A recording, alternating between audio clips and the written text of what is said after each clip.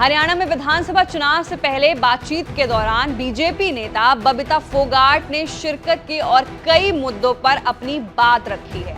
बबीता फोगाट ने चुनाव नहीं लड़ने को लेकर ये कहा है कि मैं एक ही क्या आप विनेश फोगाट के खिलाफ चुनाव प्रचार करेंगी। उनसे सवाल किया गया तो इस सवाल के जवाब में बबीता फोगाट ने कहा कि पार्टी ने मुझे जो भी जिम्मेदारी दी है उसके लिए मैं खुद को सौभाग्यशाली समझती हूँ।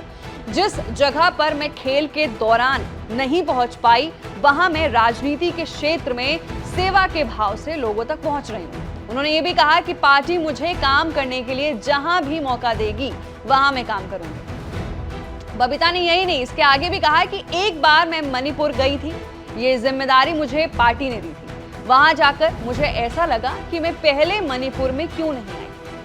यहाँ काफी साफ सफाई है।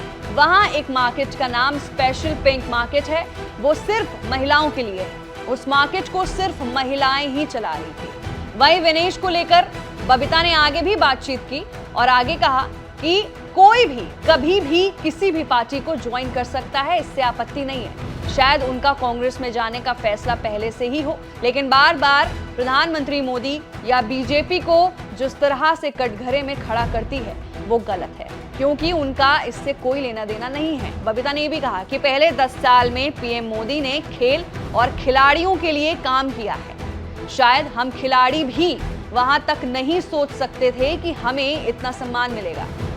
वहीं विनेश फोगाट के ओलंपिक के फाइनल मुकाबले में भी डिस्क्वालिफिकेशन होने को लेकर बबीता ने कहा कि मैं खुद 2012 में डिस्क्वालीफाई हुई थी।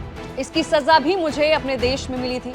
मैं 2012 के ओलंपिक के ट्रायल के लिए भी नहीं खेल पाई थी क्योंकि मुझे पता था कि मैंने गलती की है। मैं 200 ग्राम वजन की वजह से डिस्क्वालीफाई हुई थी। उन्होंने आगे भी कहा कि मैं मानती हूँ कि हम खिलाड़ियों की जिम्मेदारी है कि वजन मेंटेन रखें।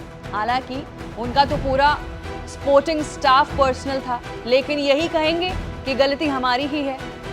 तो फिलहाल के लिए हरियाणा चुनाव को लेकर ये बड़ा अपडेट है। तो इस कहानी में सवाल ये भी बनता है कि क्या बबीता अपनी बहन विनेश फोगाट के खिलाफ चुनाव प्रचार करने के लिए मैदान में उतरेंगी या नहीं। आप किस पर क्या राय है, नीचे दिए गए कमेंट सेक्शन में अपनी राय जरूर दें। मैं थी आपके साथ वंशिका सिंह और आप देख रहे हैं एबीपी लाइव।